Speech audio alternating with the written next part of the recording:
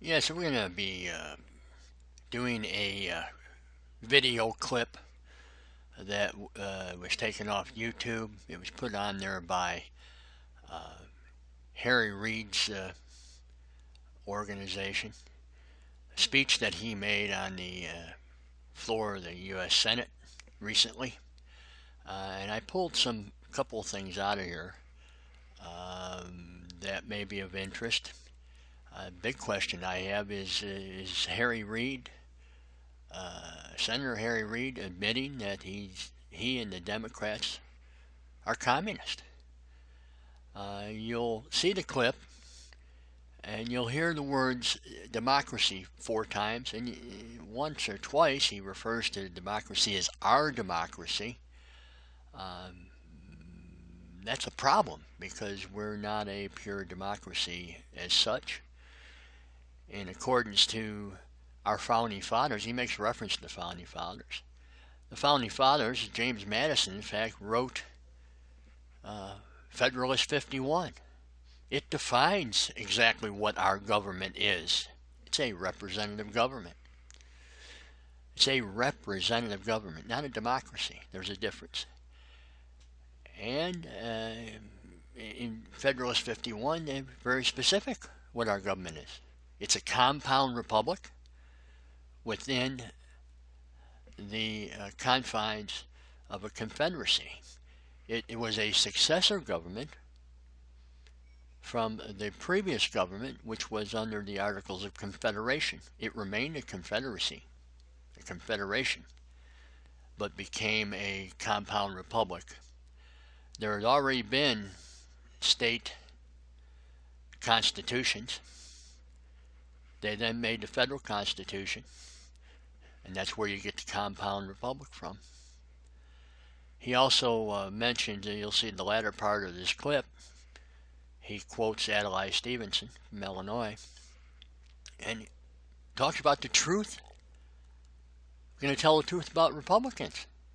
Well, Republican government, that's what Republican principles is so stated by James Madison.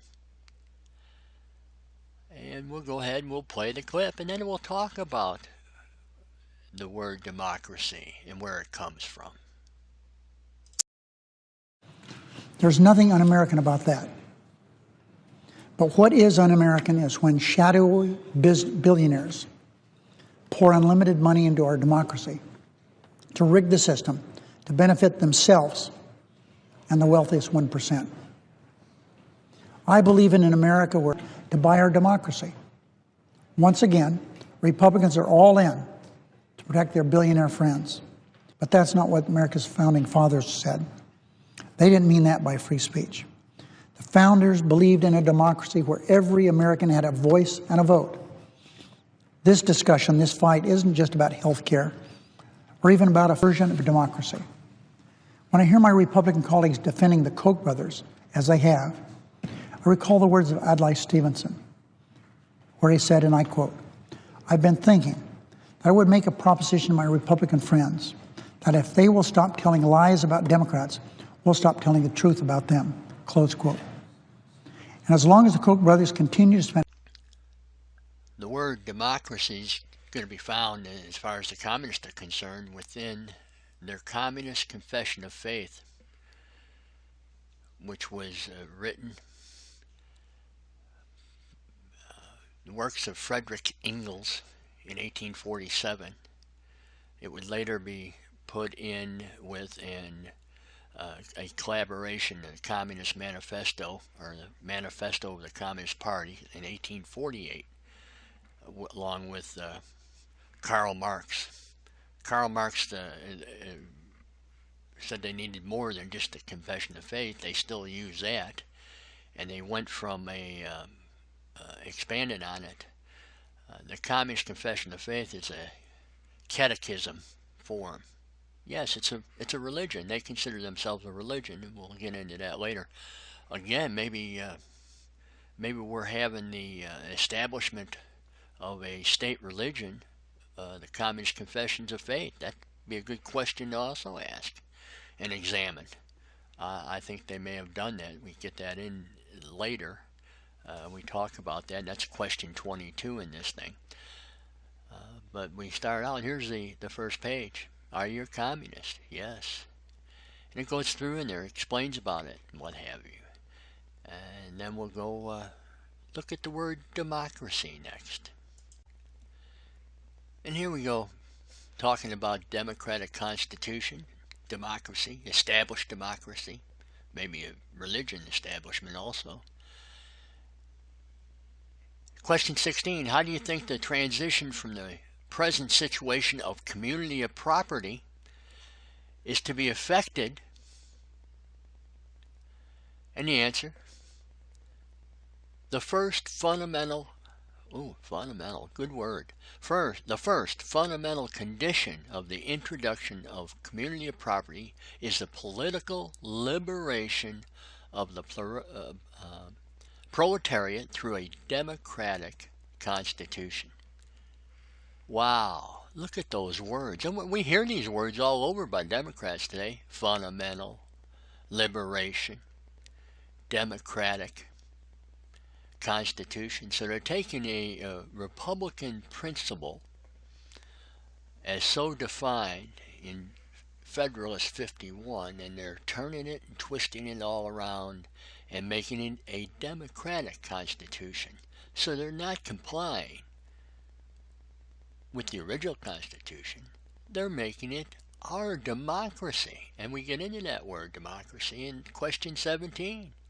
What will be your first measure once you have established democracy? Established democracy. Is that the goal of communism? Yes, it is. Is that the goal of the Democratic Party? Good question, isn't it? But notice the answer. The question again, what will be your first measure once you have established democracy? Answer, guaranteeing the subsistence of the proletariat, of the lower working class system, which we're not supposed to have in the United States, but it's been established through this democracy. Guaranteed a subsistence. Sort of like a minimum wage, isn't it? Among other things, and health insurance, and we get the picture.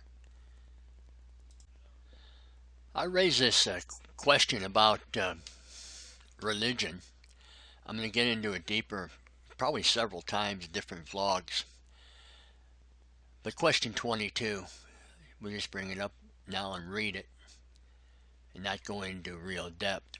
But do communists reject existing religions?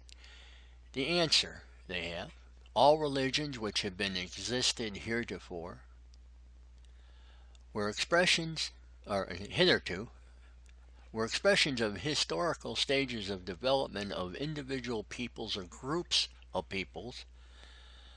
But communism is that stage of historical development which makes all existing religions superfluous and supersedes them. Yeah, they're going to supersede Judaism, Christianity, all peaceful religions. They're going to become the supreme power, totalitarian power. And all you people who believe in that other stuff, spiritual peace and love, forget about it. That's what they're telling you there. And we'll get into that deeper. They talk about a Congress here, and it's not our present Congress. I suppose it could be. But that's, of course, a Congress which was under the League of the Just way back there in the 1840s. And we'll get into that, the religious aspect later in the establishment.